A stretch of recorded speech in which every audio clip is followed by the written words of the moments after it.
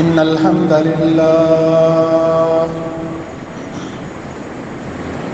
نحمده ونستعينه ونستغفره ونعوذ بالله من شرور أنفسنا ومن سيئات أعمالنا من يهده الله فلا مضل له ومن يضلله فلا هادي له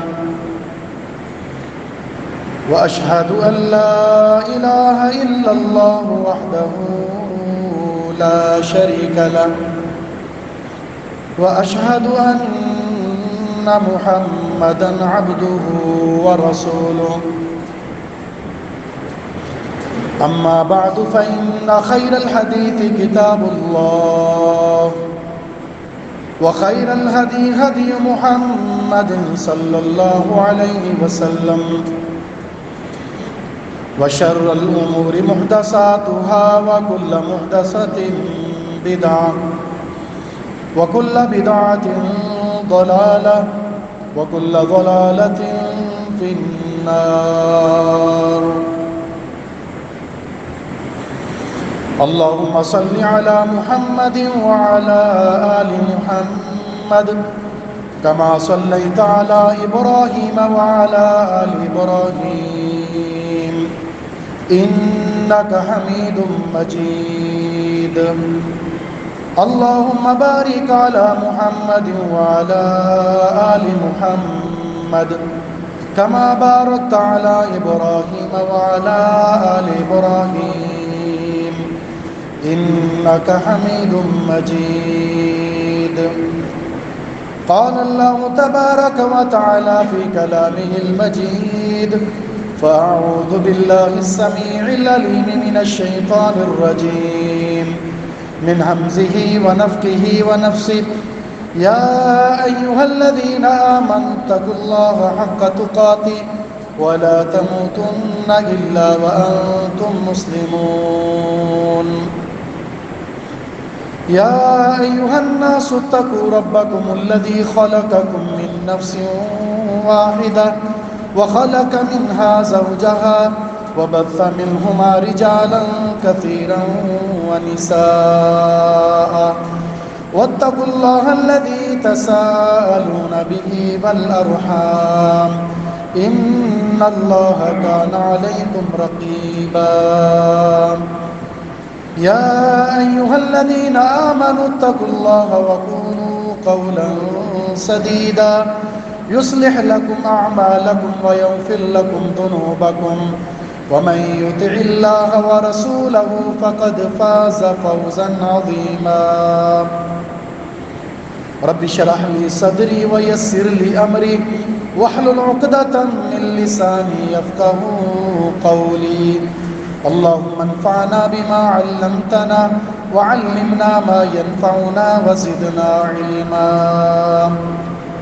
وقال تعالى في مقام آخر: أفحكم الجاهلية يبغون. وقال النبي صلى الله عليه وسلم: كل أمر من أمور الجاهلية موضوع تحت قدمي. وفي حديث آخر: من تشبه بقوم فهو منهم.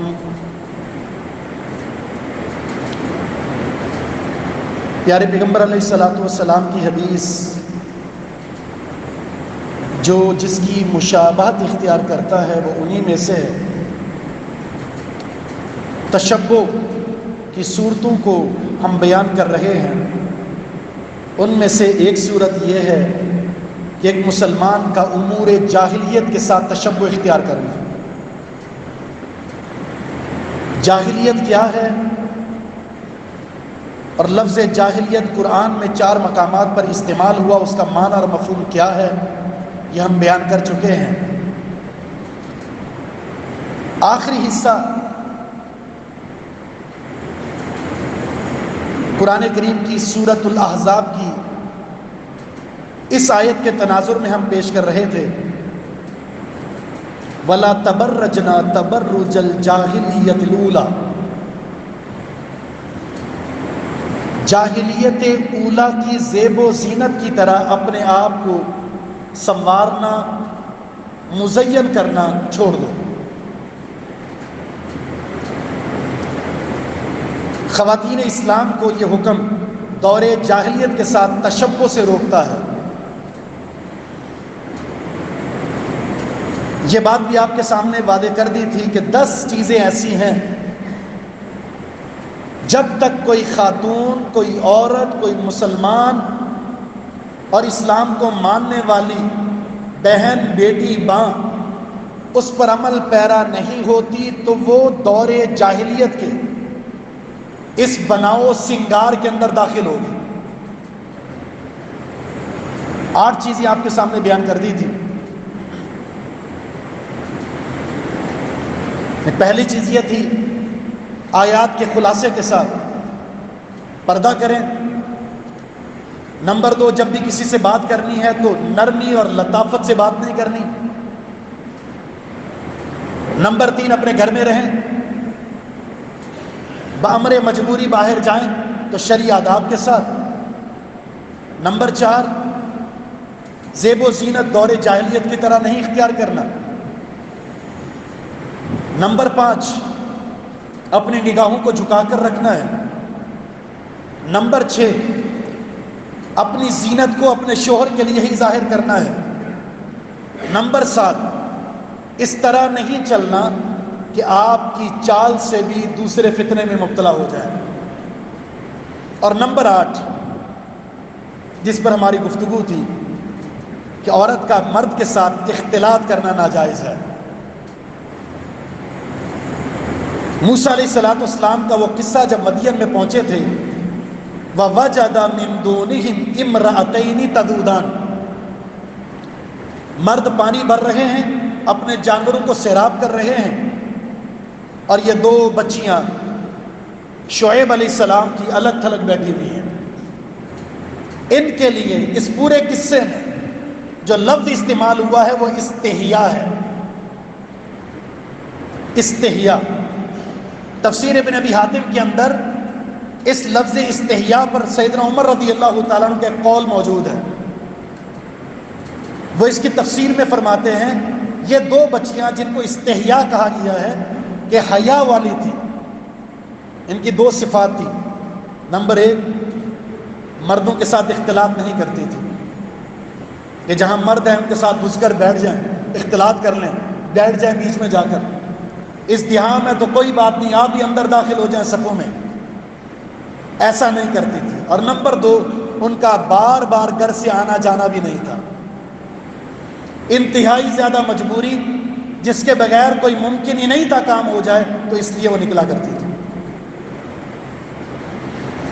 پیارے پیغمبر علیہ السلام کا فرمان ہے، ہم یہیں سے اپنی بات کو آگے بڑھاتے ہیں۔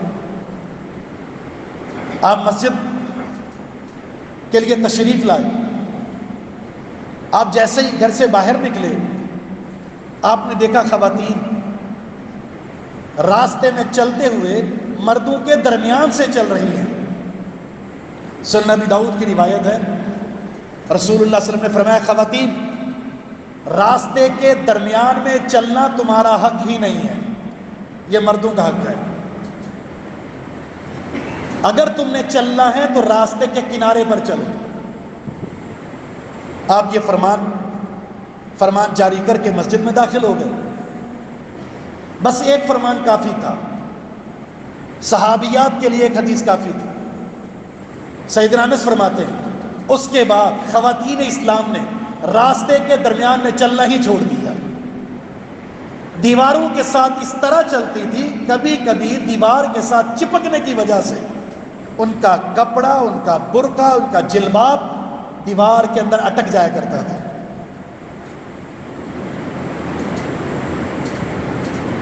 اختلاط،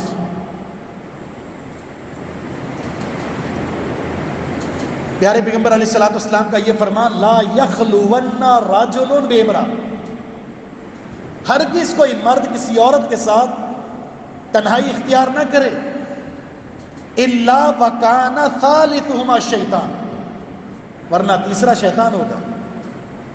بے حیائی، بدکاری اور گناہ کی طرف لے جانے کا ایک طبی سبب ہے جب مرد کسی عورت کے ساتھ تنہائی اختیار کرتا ہے۔ اجتماعیت میں جب اختلاط نہیں ہو سکتا،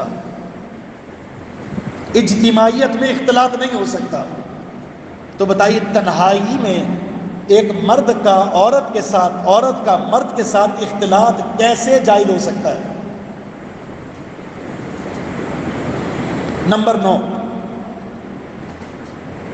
تبرج سے بچنا ہے، جاہلیت سے بچنا ہے۔ اسلام کے آداب میں سے، احکامات میں سے نمبر 9 جسے اختیار کرنا ایک عورت کے لیے ضروری ہے، اور وہ ہے جب بھی کسی مجبوری سے باہر نکلے تو باحجاب ہو کر لیکن خوشبو لگائے بغیر۔ باہر نکلتے وقت خوشبو سے اپنے آپ کو معطر کر کے نکلنا حرام ہے۔ رسول اللہ صلی اللہ علیہ وسلم کا فرمان ہے، ایم امرأۃ استعطرت فمرت علی قوم لیجد ریحها فہی زانیۃ۔ ابو داؤد کی یہ روایت ہے، جو عورت خوشبو لگا کر گھر سے باہر نکلی، قوم کے پاس سے گزرتی ہے ان کو معطر کرتے ہوئے اور اس کی خوشبو کو سونگتے ہوئے اس کی طرف دیکھ رہے ہیں، یہ عورت زانیہ ہے، یہ عورت بدکارہ ہے، جس نے افراد کو، قوم کو فتنے میں ڈالا ہے۔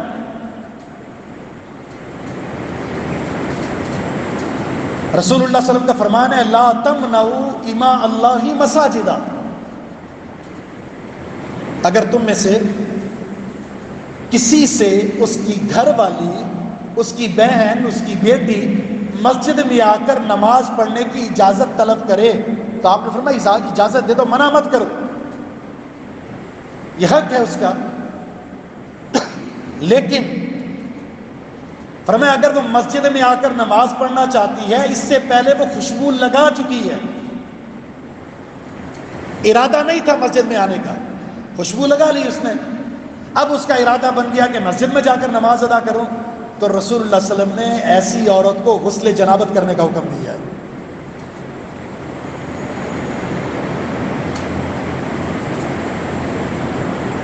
اب وہ نہائے، لباس چینج کرے، دوسرا لباس سے تن کرے، اب اگر مسجد میں آنا چاہتی آ جائے۔ ہمارے معاشرے میں اسے عیب نہیں سمجھا جاتا، فخر سمجھا جاتا ہے۔ گھر کے اندر ہے، آپ کی وجود سے اسمیل آ رہی ہے تو کوئی بات نہیں، باہر جاتے وقت آپ نے خوشبو سے معطر ہو کر جانا ہے، یہی تو حرام عمل ہے۔ یہی ایک پاک باز مومنہ خاتون کے لیے ایک ایسا ادب ہے جس کا اختیار کرنا اس کے لیے واجب ہے۔ خوشبو سے معطر ہونا ہے تو گھر میں شور کے لیے ہو، باہر نکلنا ہے کسی مجبوری کی وجہ سے تو اس کے آداب کے لیے یہ ضروری ہے کہ اپنے آپ کو خوشبو سے بچائے۔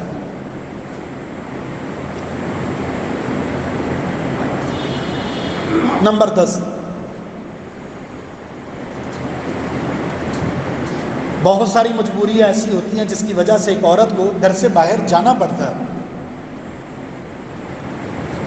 کبھی حصول تعلیم کے لیے، کبھی علاج کے غرض سے، اور کبھی واقعتاً وہ خاتون مجبور ہوتی ہے، اس کا گزر بسر نہیں ہو رہا ہوتا ہے، وہ کبھی بیوہ ہوتی ہے، کبھی مطلقہ ہوتی ہے، نان نفقے کا اہتمام نہیں ہے، یا شوہر کمزور ہے، تو اسے جاب کے لیے گھر سے باہر جانا پڑتا ہے۔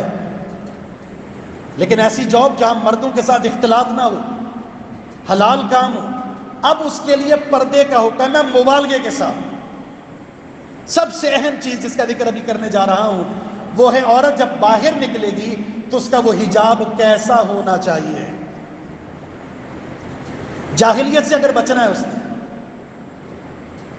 اب وہ مسلمہ اور مومنہ اللہ اس کے رسول کو ماننے والی خاتون گھر سے باہر نکل رہی ہے، طریقہ کار کیا ہونا چاہیے؟ میں اس بات کا آغاز اس قصے سے کرتا ہوں۔ سیدہ صفیہ رضی اللہ تعالیٰ عنہ ایک جنگ میں قیدی بن گئی اور ایک صحابی کے حصے میں بطور لونڈی کے آئی۔ رسول اللہ صلی اللہ علیہ وسلم کو بتایا گیا کہ یہ ایک سردار کی بیٹی ہے اور اس کے مقام کے لیے ضروری ہے کہ یہ آپ ہی کے پاس ہو۔ تو آپ نے اسے کوئی اور لونڈی دے دی اور اسے اپنے پاس رکھ لیا۔ اب رسول اللہ صلی اللہ علیہ وسلم نے ان سے نکاح کر لیا، آزاد کیا انہیں، آزادی کو حق مہر بنا اور نکاح کر لیا۔ رسول اللہ صلی اللہ علیہ وسلم اپنے حجرے میں تھے، اپنے خیمے میں تھے، ایک سفر میں۔ اس سے پہلے پردہ نہیں تھا کیونکہ لونڈی تھی۔ لونڈی کے عام پردے میں یہ تھا کہ وہ دوپٹہ تو اوڑھتی تھی، ہاتھ اور چہرے کا پردہ نہیں تھا۔ اب صحابہ کرام کی گفتگو کیا ہے؟ اگر یہ امہات المومنین میں سے ہیں، آزاد ہو گئی ہیں، آپ کی بیوی بن گئی ہیں، تو ہم نہیں دیکھ پائیں گے انہیں۔ اب اتنا پردے سے باپردہ اور باحجاب ہو جائیں گی، نہیں دیکھ پائیں گے۔ اور اگر یہ آزاد خاتون نہیں ہے بلکہ لونڈی ہیں تو پھر یہ پردہ نہیں کریں گے۔ سواری تیار ہوئی، جو ڈولی ہوتی ہے اوپر رکھی گئی۔ جب سیدہ صفیہ کو خیمے سے نکالا گیا تو رسول اللہ صلی اللہ علیہ وسلم نے اپنی چادر میں انہیں لپیٹا ہوا تھا، پورے جسم کو چھپا رکھا تھا، اور اس طرح اٹھا کر رسول اللہ صلی اللہ علیہ وسلم نے ان کو ڈولی میں بٹھایا۔ تو صحابہ فرماتے ہیں اس کے بعد ہم نے نہیں دیکھا، کیونکہ یہ آزاد عورت ہو گئی، امہات المومنین سے بن گئی اور ازواج النبی میں شامل ہو گئی۔ لونڈی پردہ نہیں کرتی۔ لونڈی کون ہوتی ہے؟ جس کا کام خدمت کرنا ہوتا ہے اور وہ خریدی جاتی ہے، بیچی جاتی ہے۔ اس کا کام صرف اور صرف یہ ہوتا ہے کام کاج کرنا، ضرورت کو پورا کرنا، اور پھر اگر آپ مناسب سمجھیں اس کو بیچنا تو بیچ دیں، اس کے ذریعے کمائی کرنا چاہتے ہیں تو کمائی کریں۔ یہ ایک لونڈی کی حیثیت ہے۔ اگر کوئی عورت یہ سمجھتی ہے میں نے کام کاج کرنا ہے، دوسروں کی خدمت کرنی ہے، گھر میں میں نہیں ٹک سکتی، گھر میں کام کاج، ساس کی خدمت، سسر کی خدمت میرے لیے بوجھ ہے، شوہر مجھے کھلا بھی رہا ہے، پلا بھی رہا ہے، میری ضرورت کو پوری کر رہا ہے، میرے اخراجات بھی اٹھا رہا ہے، ساس کی خدمت مجھ پر نہیں ہے، سسر کی خدمت مجھ پر نہیں ہے، ہاں میں باہر جا کر ریسٹورنٹ میں کام کروں گی، آفس میں کام کروں گی، اس کی خدمت بھی کروں گی، اس کے ٹانگیں بھی دباؤں گی، اس کے پاس بھی بیٹھوں گی، اسے خوش بھی کروں گی۔ اور پردہ، سر پہ دوپٹہ، گردن میں لٹکانا، کپڑا کھلا رکھنا، یہ میرے لیے تھوڑا بھاری پن ہے، لہذا آزادانہ طور پر باہر نکل کر یہ کام کرتی ہے۔ اس میں اور لونڈی میں کوئی فرق نہیں ہے۔ اس نے اپنے آپ کو اتنا گرایا ہے، اسلام نے اسے آزاد کر کے ایک شہزادی والا رتبہ دیا تھا، لیکن اس عورت نے مغربی کلچر سے، مغربی سوچ سے اور ان کے بیہودہ نعروں سے اپنے آپ کو متاثر کر کے اپنی یہ حیثیت بنا لی۔ دور جاہلیت میں جبر ہوتا تھا، زبردستی یہ کام کروائے جاتے تھے، اور اب اس عورت پر جبر نہیں ہے بلکہ گھر میں رہنا اپنے آپ کو جبر سمجھتی ہے، اور اپنے آپ کو آزاد پنچھی کی طرح گھر سے باہر نکالنا یہ اپنی آزادی اور خود مختاری سمجھتی ہے۔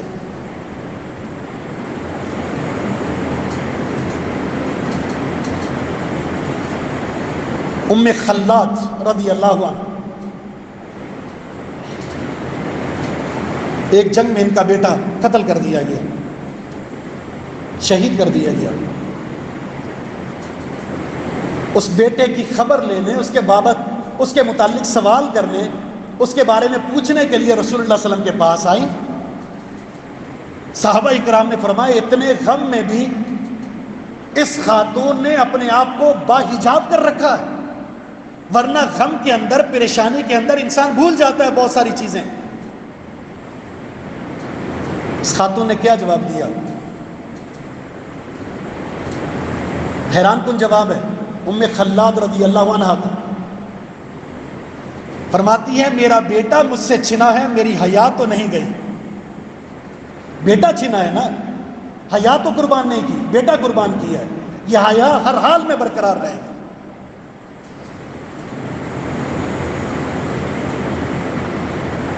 اما عائشہ صدیقہ رضی اللہ تعالیٰ عنہ فرماتی ہیں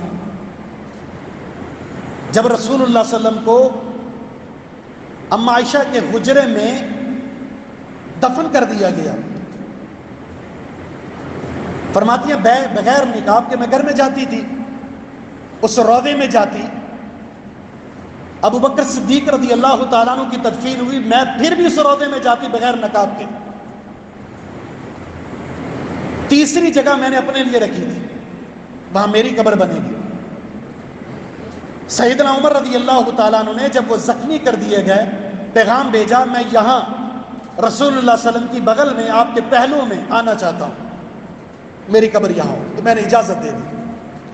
جب ان کی قبر بنی میرے حجرے میں، سیدنا عمر کی تدفین کے بعد جب بھی میں اس حجرے میں گئی تو میں نے چادر اوڑھ کر نقاب کر کے میں وہاں گئی، کیونکہ اس سے پہلے میرے لیے میرا شوہر اور میرا محرم تھا، اب اس گھر میں میرا غیر محرم آ گیا، حالانکہ مٹی کے نیچے ہیں، لیکن حیا کا عالم یہ ہے۔ اسلامی غیرت یہ ہے، اس سے بڑھ کر سیدہ فاطمہ رضی اللہ تعالی عنہ اہل جنت کی خواتین کی سردارہ ہیں۔ سیدنا علی رضی اللہ تعالیٰ عنہ سے کیا کہا تھا کہ میرا غسل میری وفات پر کوئی اور نہ دے، میں یہ چاہتی ہوں مجھے غسل دینے والے صرف آپ ہیں، یا سیدہ اسماء بنت امیس کو شامل کر لیا جائے، تو ان دو نے غسل دیا تھا۔ پردے کے حوالے سے فرمایا جس طرح پردے میں ڈولی کے اندر ایک لاش کو، ایک میت کو اٹھایا جاتا ہے، مجھے یہ لگتا ہے کہ اس سے اس خاتون کے نشیب و فراز بھی ظاہر ہوتے ہیں، اس کی وضع قطع، اس کے جسم کے نشیب و فراز کا ابھار ظاہر ہوتا ہے۔ میں یہ چاہتی ہوں کہ میرے لیے اس طرح کا انتظام کیا جائے کہ کسی بھی صورت میں نشیب و فراز ظاہر نہ ہو، دنیا سے رخصت ہو جاؤں، مجھے جب اٹھایا جائے تو کسی بھی طرح سے یہ ظاہر نہ ہو کہ یہ خاتون کی میت ہے، اس کو اس طرح چھپایا جائے۔ میں اس حوالے سے فکر مند ہوں۔ پھر ان کو بتایا گیا کہ فلاں علاقے میں ایک میت کے لیے ڈولی اس طرح کی بنائی جاتی ہے جس میں وجود نظر نہیں آتا، تو فرمایا میں پسند کرتی ہوں کہ میرے لیے اس طرح کا رکھا جائے۔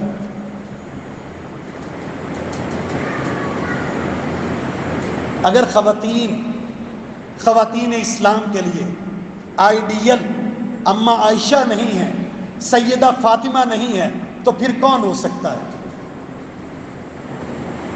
اگر ان کی سیرت ان کے لیے نمونہ نہیں بنے گی، ان کا کردار، ان کی گفتار ان خواتین کے لیے آئیڈیل نہیں ہے، تو پھر بتائیے اس کے بعد تحفظ کا کوئی اور مکان ہے ہی نہیں، کوئی اور صورت ہے ہی نہیں، عزت اور حیا کا کوئی اور راستہ ہے ہی نہیں۔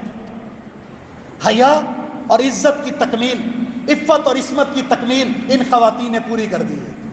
اب اگر کوئی چاہتی ہے عورت عفت، عصمت، عزت، حیا، غیرت، پاک دامنی، تو اس کے لیے آئیڈیل اگر کسی کی سیرت ہو سکتی ہے تو ازواج النبی، امہات المومنین اور صحابیات۔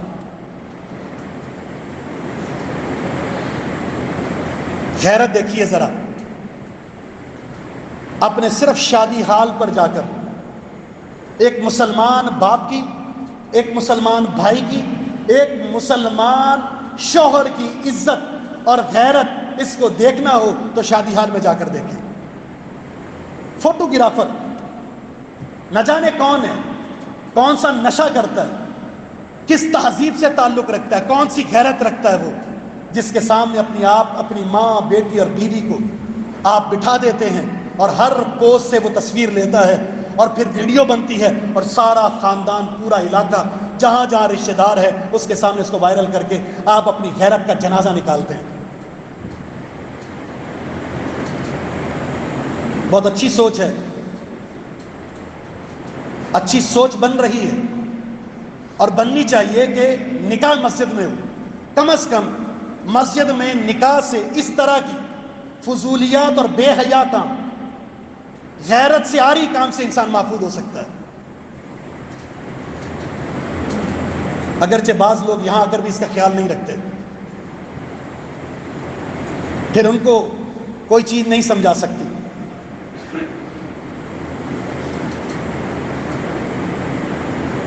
ایک فتنہ ہمارے معاشرے میں یہ بھی ہے، اور افسوس تو یہ اسلامی شرعی عدالت نے ایک بار یہ فیصلہ دیا کہ عورت کے لیے لازم نہیں ہے ہاتھ اور چہرے کا پردہ کرنا۔ اور آج بھی بہت سارے لوگ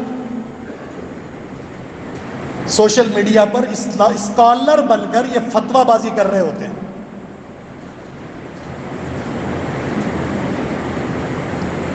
جبکہ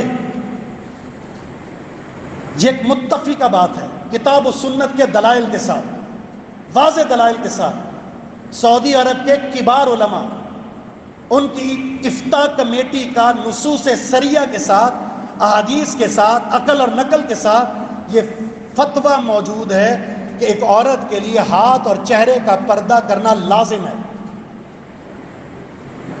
تمام شبہات کا رد کیا انہوں نے جو دلائل بنائے جاتے ہیں۔ مفتی اعظم ابن باز رحمہ اللہ کا تمام نصوص کے ساتھ یہ فتویٰ موجود ہے۔ شیخ ابن عثیمین رحمہ اللہ کا فتویٰ موجود ہے۔ شیخ الاسلام ابن تیمیہ رحمہ اللہ نے بھی، کبار علماء نے نصوص کے ساتھ، جو عربی اسلوب کو بھی، عربی لغت کو بھی جانتے ہیں، نصوص کو پرکھنا بھی جانتے ہیں، استنباط بھی جانتے ہیں، اس بات میں دو رائے نہیں ہے کہ ہاتھ اور چہرے کا پردہ کرنا لازم ہے۔ مثلا کچھ نصوص میں آپ کے سامنے رکھتا ہوں۔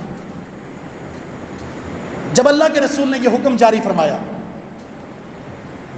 من جر ثوبہ خیلا لم ینظر اللہ الیہ یوم القیامہ، جو شخص بھی اپنے تہبند کو، اپنی پینٹ کو، اپنی شلوار کو ٹخنوں سے نیچے رکھتا ہے، کل قیامت کے دن اللہ رب العزت اس کی طرف نظر رحمت نہیں فرمائے گا۔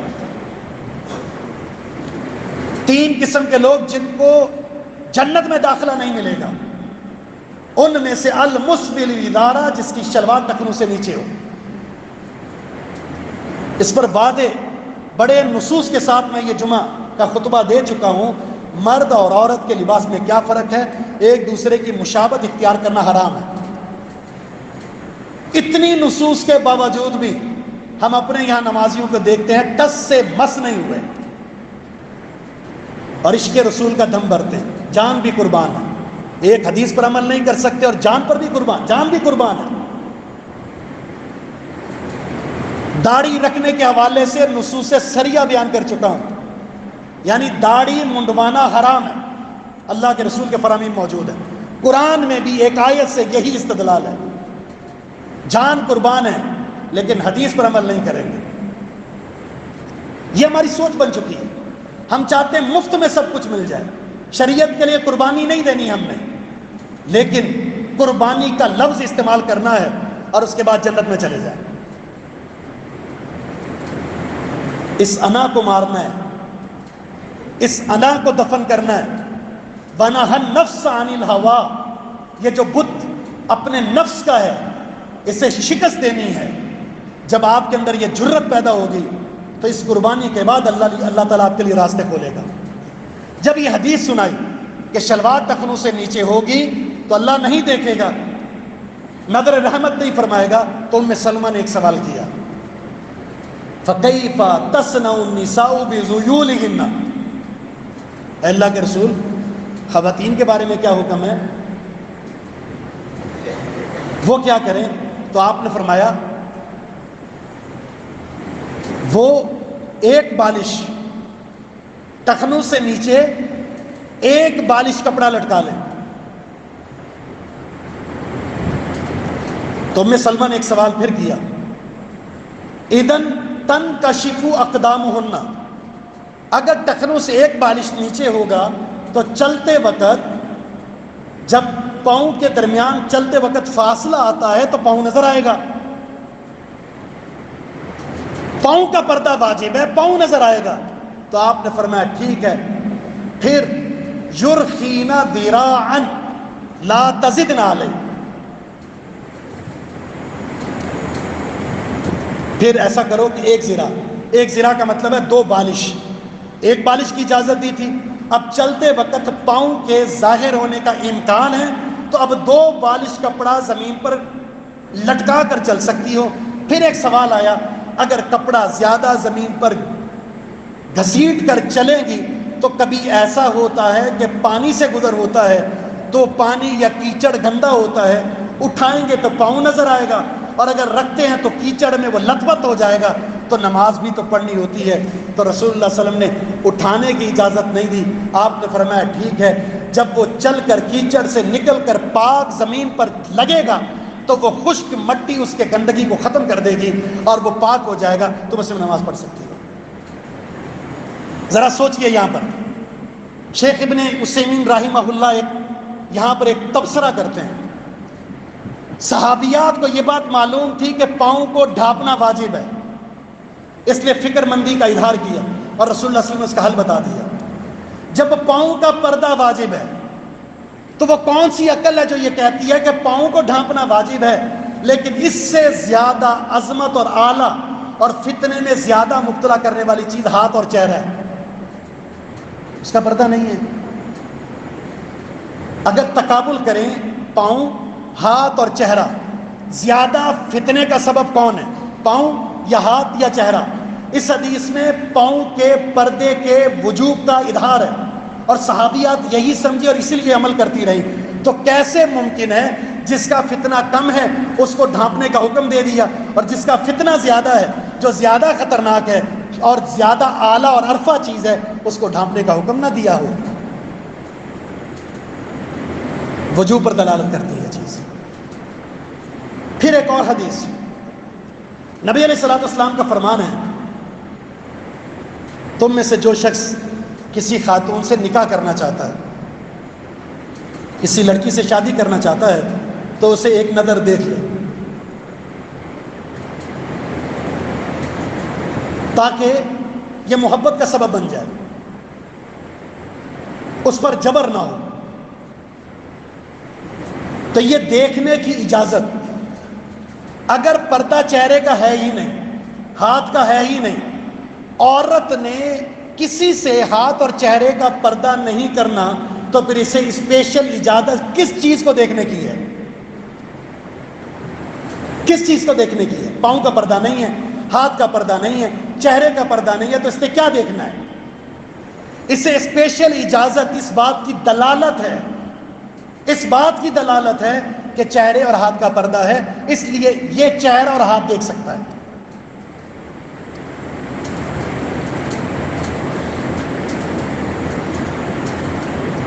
اسی طرح تیسری دلیل، حالت احرام میں ایک عورت، اسے منع ہے، دستانے نہیں پہن سکتی،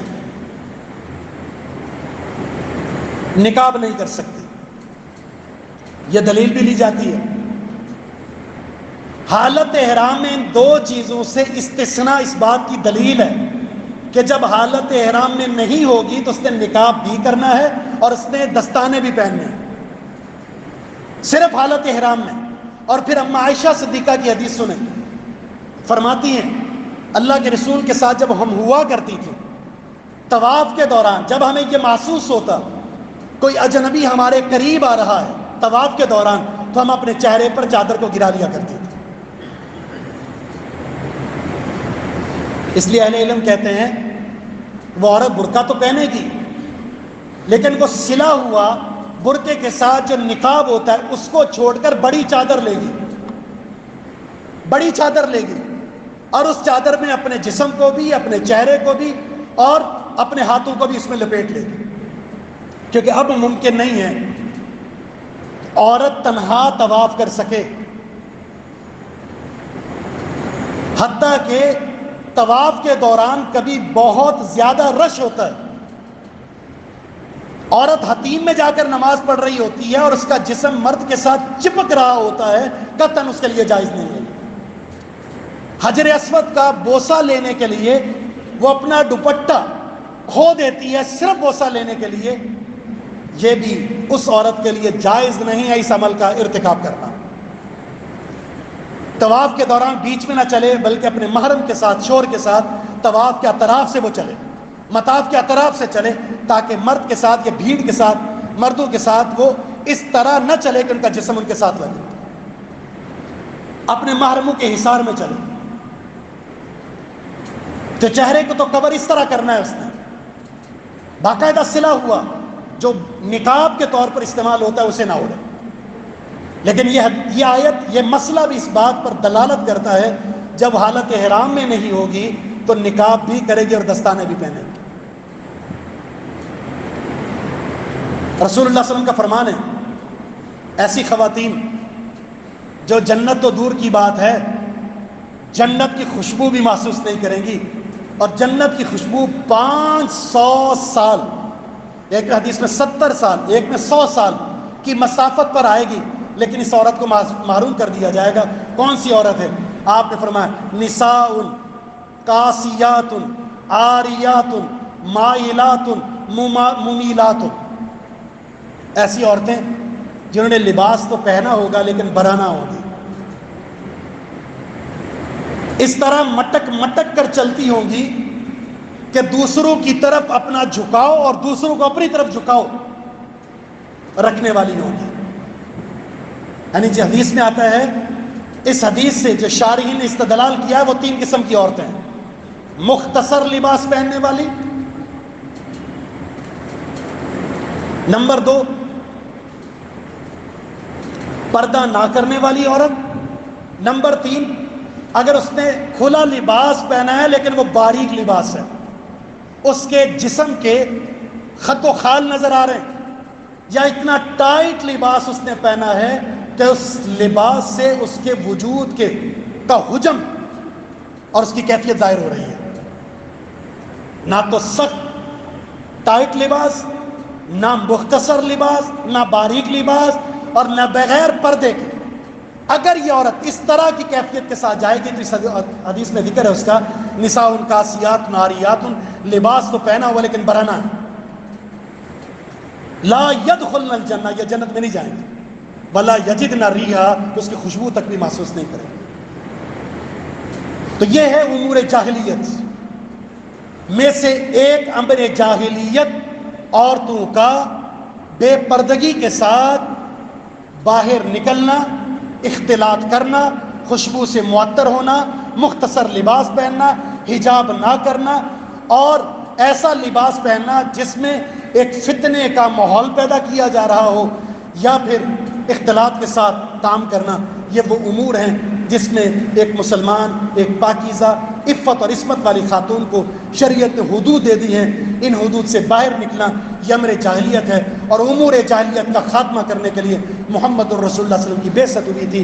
رسول اللہ صلی اللہ علیہ وسلم نے خطبہ حجۃ الوداع کے موقع پر فرمایا تھا کل امر من امور الجاہلیت موضوع تحت قدمی. اے لوگوں سن لو، جاہلیت کی جتنی بھی عادات تھی، جتنے بھی رسم و رواج تھے، جتنے بھی افعال تھے، جتنے بھی اقوال تھے، جتنے بھی عقائد ہیں، جتنی بھی عقیدتیں ہیں، میں آج تمہارے سامنے یہاں کھڑے ہو کر ان تمام چیزوں کو اپنے پاؤں کے نیچے روند رہا ہوں. اس کا اسلام سے کوئی تعلق نہیں ہے. ہر چیز کا خاتمہ میں خود بھی کر رہا ہوں اور تمہیں بھی کہہ رہا ہوں انہیں روند ڈالو، ان کا اسلام سے کوئی تعلق نہیں ہے. عزت، شرف، عصمت، عفت، مقام، شان، غیرت صرف اسلام کے پرچم کے نیچے ہے. اسلام سے بیزار ہوں گے، اسلامی احکامات سے بیزار ہوں گے، نہ آپ کی غیرت رہے گی، نہ آپ کی عفت رہے گی، نہ آپ کی عزت رہے گی، نہ آپ کا شرف رہے گا، نہ آپ سعادت مند ہوں گے. اللہ سے دعا ہے کہ رب العالمین اسلام کے پرچم تلے تمام احکامات کو محبت کے ساتھ، تسلیم کے ساتھ، رضا کے ساتھ، اپنی خواہشات کے بت کو مارتے ہوئے تسلیم خم کرنے کے اللہ میں توفیق عطا فرما دے. وما توفیق الا باللہ، وآخر دعوانا ان الحمد للہ رب العالمین.